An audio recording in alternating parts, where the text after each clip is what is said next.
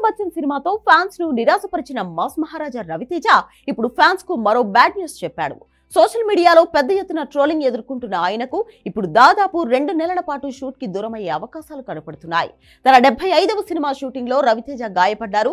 ఆ గాయం తీవ్రత కూడా చాలా ఎక్కువగా ఉందట.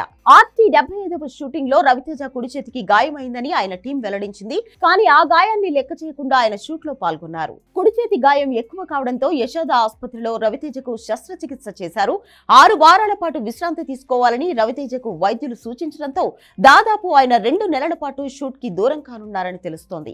ఈ గాయం తగ్గే వరకు రవితేజ పశ్చిమ బెంగాల్లోని సిలిగురి వెళ్తారని, ఆయన అక్కడే ఉండే అవకాశం ఉందని టాలీవుడ్ వర్గాలు అంటున్నాయి. కొన్ని రోజులు సినిమా హడావిడి లేకుండా ఫ్యామిలీతో గడపాలని ఆయన భావిస్తున్నారు.